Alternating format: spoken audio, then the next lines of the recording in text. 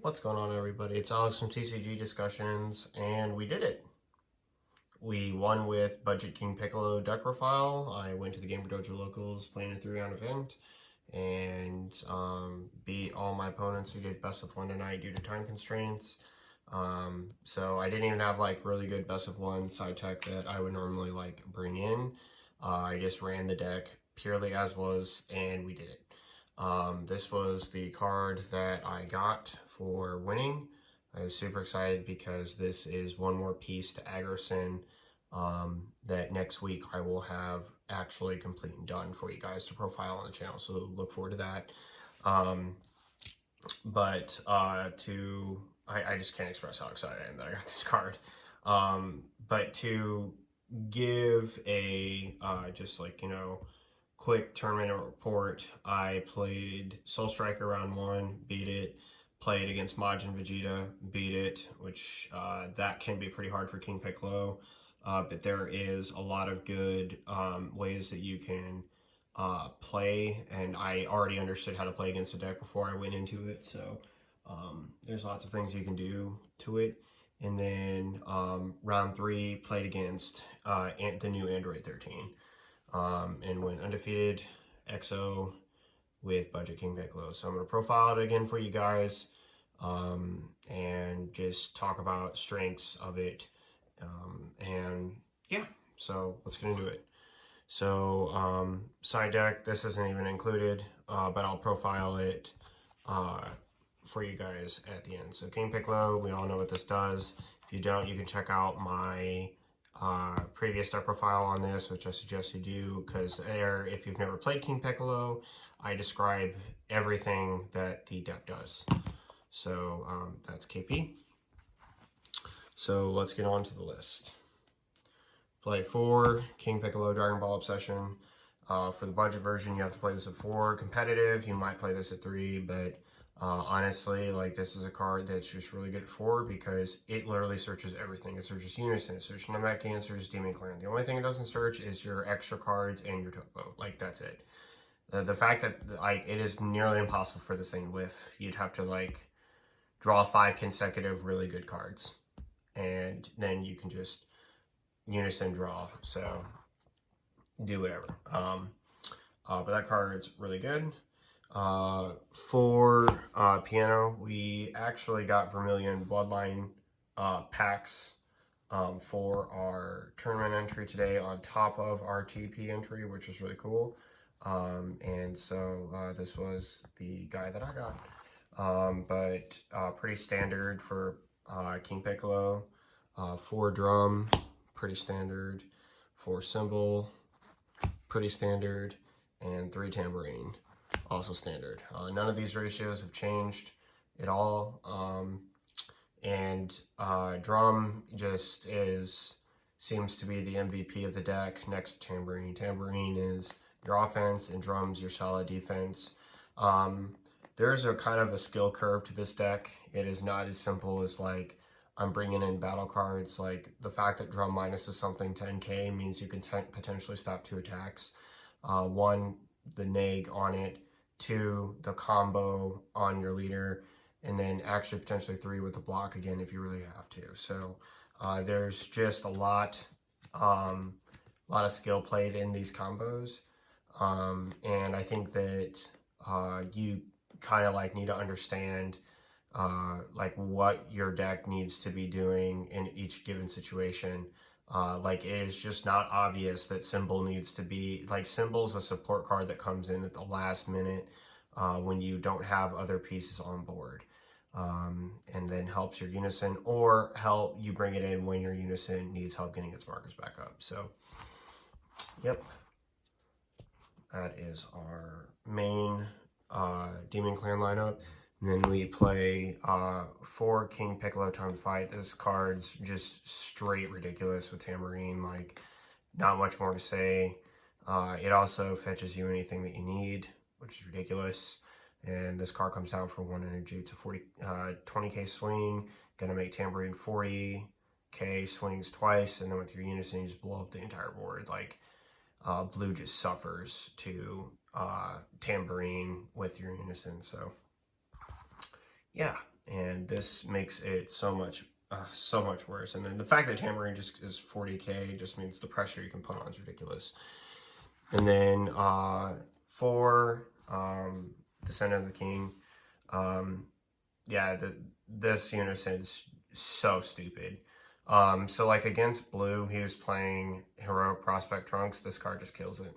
He was playing Mechiorp. It just killed it. Like this unison's insane. And then its ability to draw cards really needed.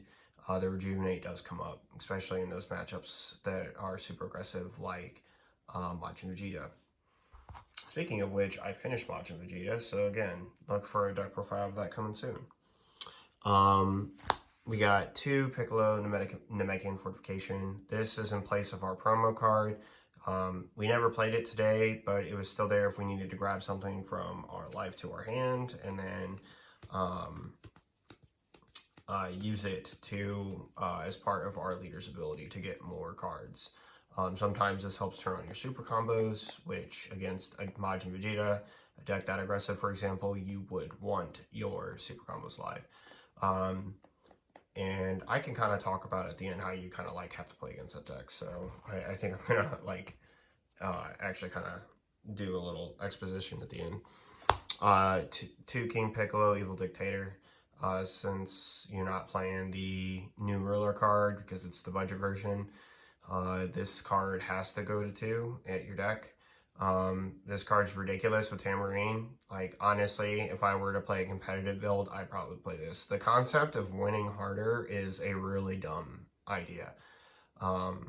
As saying it could be another card and like you don't really need it because you're just winning more with it means you're just winning more, right? And I get it, like you could have tech space for something else or it could be something different. Totally fair, totally fine, totally valid. But this card with Tamarine is so stupid. Like a 1 energy 25k dual attack double strike with deflect that just comes down, and then if it's removed by your opponent, you get to like play a 4-drop or something like from your face up from your left. Like it's so stupid. Like this card's just nuts.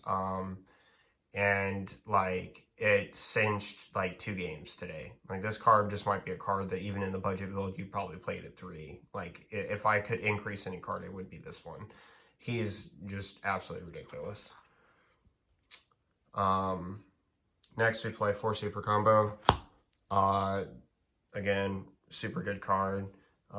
In those super aggressive matchups, you want to keep this in your hand early because you're going to like again against like Majin Vegeta, for example, you're going to want to keep as many of these in your hand as possible because they're going to strike you to 4 life, which means their early aggression can get turned off very easy. Like their leader is not as much of a threat to you unless they start comboing on top of it, which you want them to do anyway because that means they have less cards in their hand to do other plays with. That's just basically how you approach aggro, and it's okay when they strike you to 4. Yeah.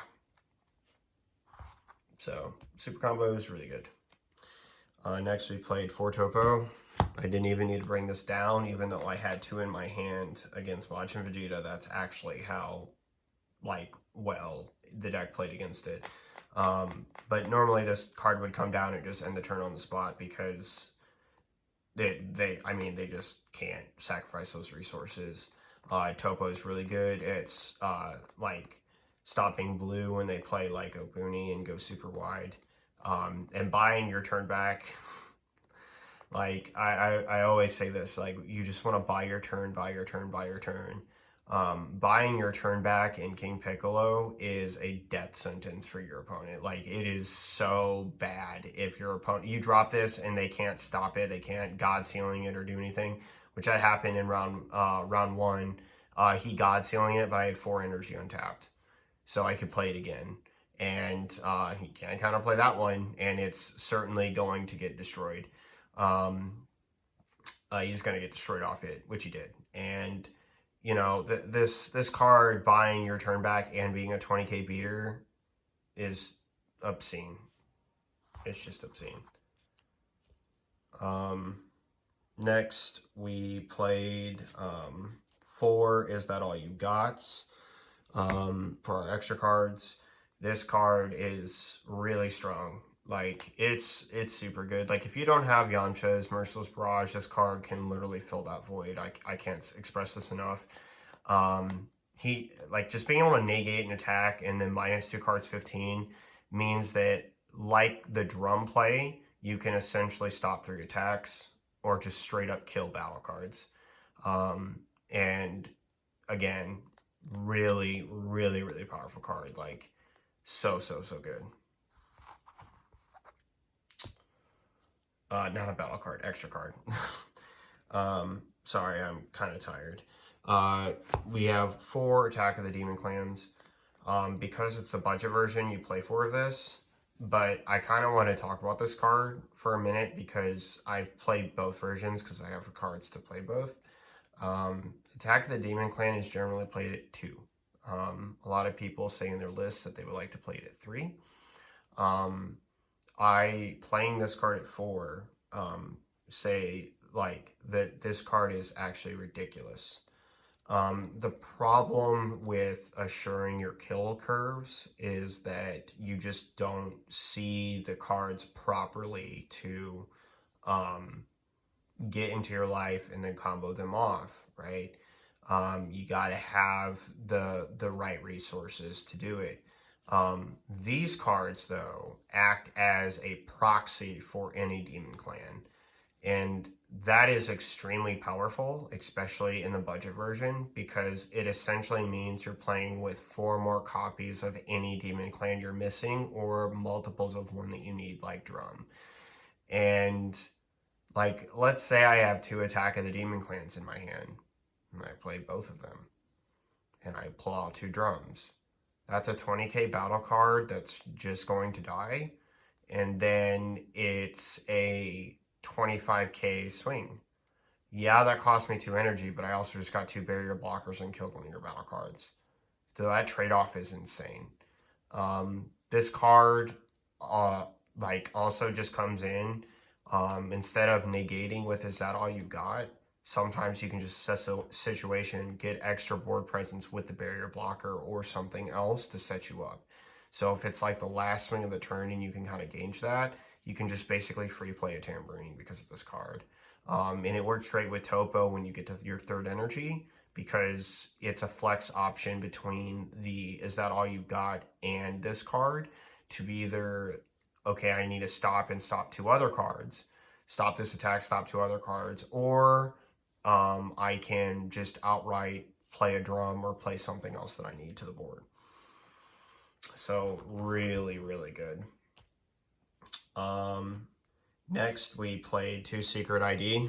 I told you I was going to play 2 of this in every single list that I possibly could, and I absolutely meant it. The weird thing about this card is it's kind of hard to set up right away because you're not wanting to combo a lot. Like your hand resources basically act as like a defensive tool for you.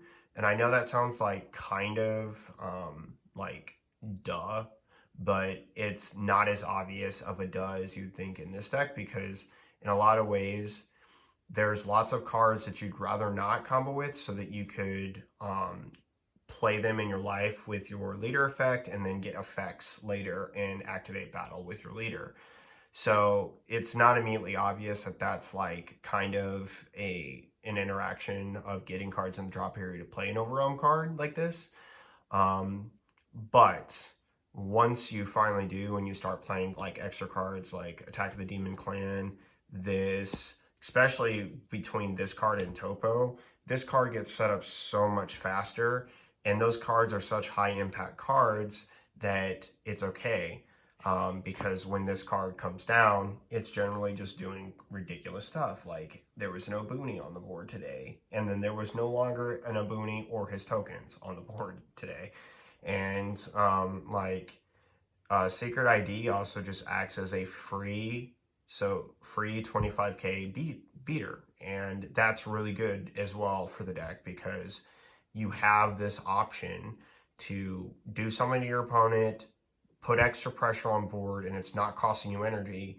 And depending on the matchup, you can use that energy for extensions with your other cards like your Evolve Piccolo, You can use it for extensions with this card, the Evil Dictator, or your Attack of the Demon Clan, whatever you need to do, right? And this card is great offensively and defensively. So, like, let's say that you can assure that, like, you have the ability to evolve with your 4-drop. You have Attack of the Demon Clan.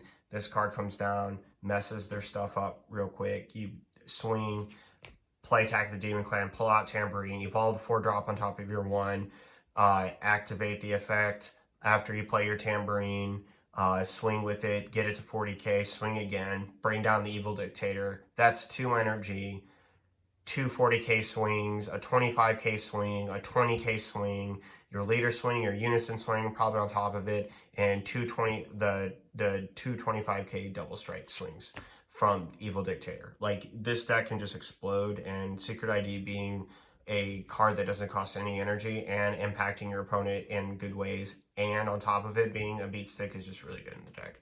So it takes a little bit of setup, but trust me, you get there. And then we play 2 1-ofs. We play 1 Furthering Destruction Champa. It never came up. And then, of course, we talked about the budget SCR already. Heroine's Lineage. It's highly suggested. Against Majin Vegeta, this was going to take his chain.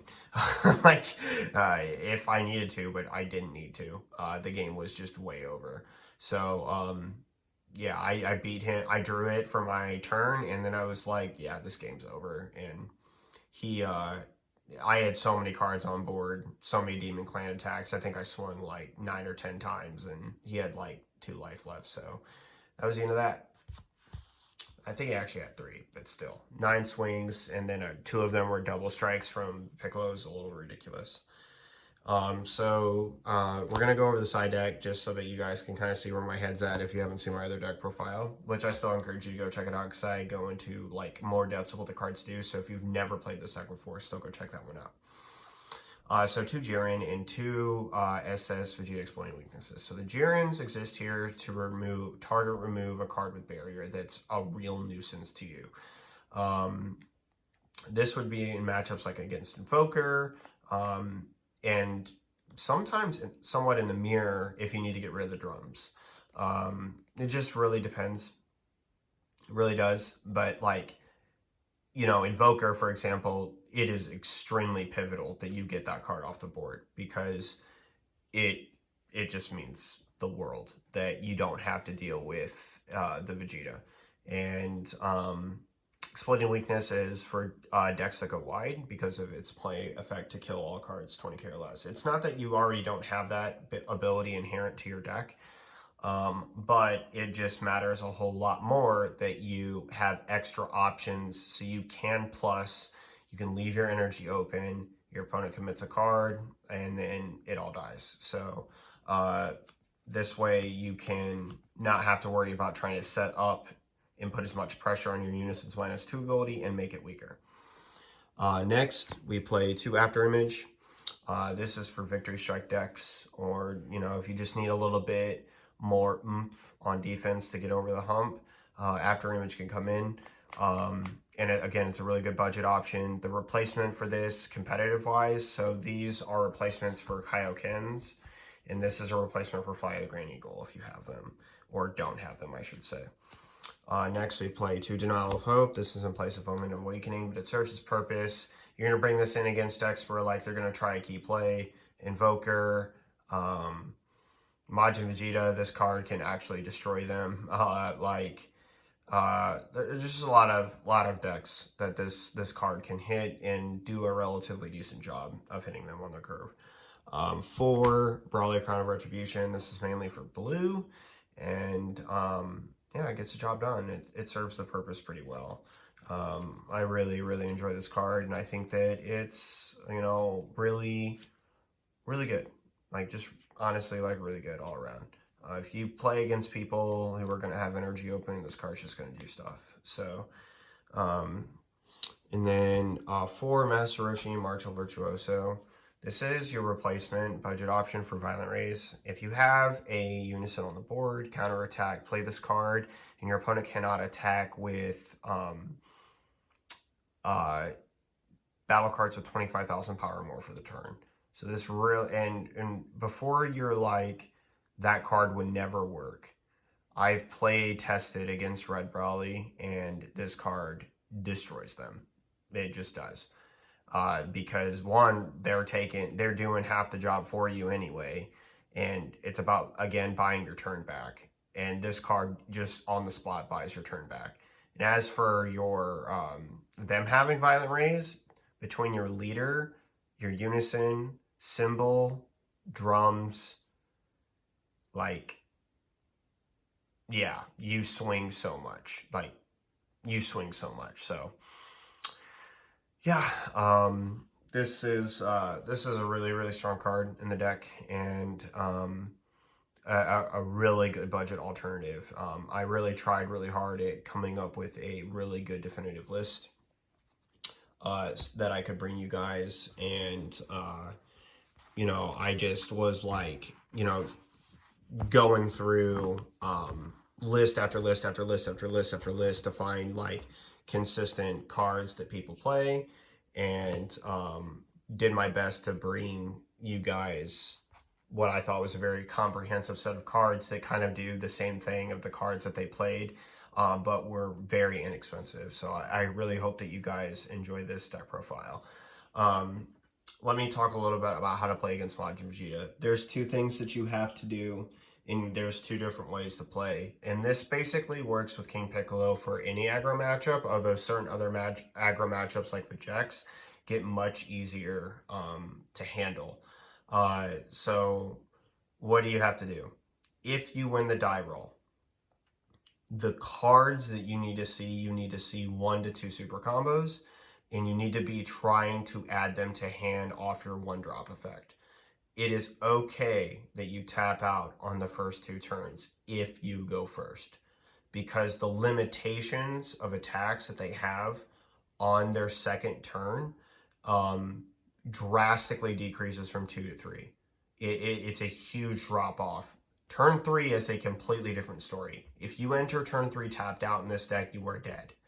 There is no ifs, ands, or buts about it. The Jex is a little bit different because drum on one swing is the equivalent of taking out another one of their 5k pieces that can become a 15k beater. Again, they're doing a lot of the work for you, so your turn 3 lethal curve increases the more Vegex plays. There's not a lot to do about the Overrealm other than play like cards that you already know are super good. This card in particular really hurts Bardock. Like if they Overrealm in a Bardock, for example, so like let's say you have a drum charged and they Overrealm Bardock and they swing and you minus at 15k, and drum is charged face up in your life, that Bardock means nothing. It means absolutely nothing. Like, first off, they're going to have to combo 10 at least to get to it, and it's going to die. That also means if they swing with anything else and not the Bardock next, which would be a misplay on their part, you punish that by killing the Bardock with the drum and over comboing or doing what you need to do. So also think of it this way: when you're awakened and you have your activate battle leader against aggro decks, your leader is technically once per turn not a 15k leader, but a 21. Not a 21, but it is a 20k leader, I should say. And that is a very, very methodical and good way to think about it when you're entering these matchups, because it's going to allow you to adjust on their highest swing available to you and gauge on what you can take and what you can't take. Another thing is aggro decks beating you down a little bit early is not a bad thing. For example, if they strike you to 3 life, like if you go first, you don't get to charge a card face up in your life. Pass comes back to you, you do your 1-drop setup, piano, whatever you need to do, right? Next, you because you're usually playing Dragon Ball Obsession and you're usually trying to have the piano in your life. So like you're trying to get that little setup going. So the next turn you're going to swing, right? You can tap out with your unison, you draw a card for that. And this is another little golden rule tip for the aggro matchup. you will always draw a card with this card first before you swing with this leader. The reason is because if there is a better card for you to charge, so like let's say the only card in your hand is piano, but the card you draw off the unison is a drum, you want the drum in your life over the piano. You will take the hit of not drawing that card. And then piano will be there for your next turn. And if they strike you low enough to like 2, for example, you can awaken. But the point being is that the drum is going to matter more if you have to awaken and activate battle and bring it out than the piano would. So you'd rather have that set up. And in terms of your second turn, the fact that they're playing with 2 energy when you tapped out with your unison provides a little bit of a conundrum for them. Do they attack your unison or do they attack your leader? If they attack your unison and you can replace it, that is a serious problem for them. Because even going into turn 3, due to the fact that we play this in the deck and we have our activate battle and our attack of the demon clans, this basically means, and this card, like the fact that we have all these cards that I'm talking about basically means that even replaying the unison is buying you more turns. And the longer, like let's say then on turn 3 they go to aggro the unison again, you do some defensive stuff, you stop it, you can't protect it all the way, but you are protecting yourself by setting up your board. Again, if you get another unison, which it's, again, super searchable, easy to find, you can draw into it off effects or whatever, you are going to eventually get like topo, and then all of their turns are going to start turning off completely. And a topo with a double drum on board is the most depressing thing for an aggro deck. Like, they just lose. So, that's kind of how you have to play against aggro. How you play against control is you bring as many cards out on the board as possible and just beat them down. When they play cards like Obuni, you bring in Secret ID. That's what you really save Secret ID for, or unless like you need to remove their blockers or whatever. But the unison comes in incredibly strong against like Goku Hit and other arrival cards that they play, because Tamborine's one swing kills most of the cards that they play. Your unison also just completely demolishes the crap out of their counterplay cards. I think only Gohan, Baby Gohan, is like the only really good counter negate they have, besides like their generically good blue negates like D-Magic. Against Senzu Bean, you don't really care because you can that might turn off 1 or 2 of your attackers. You're never really attacking with drum unless you're for sure you're going to kill them with it. So most of your cards can also become 20k plus between the tambourine, your leader swing getting a free combo, the 20k Piccolo that comes down making tambourine 40,000, which just throws Bean straight out the window.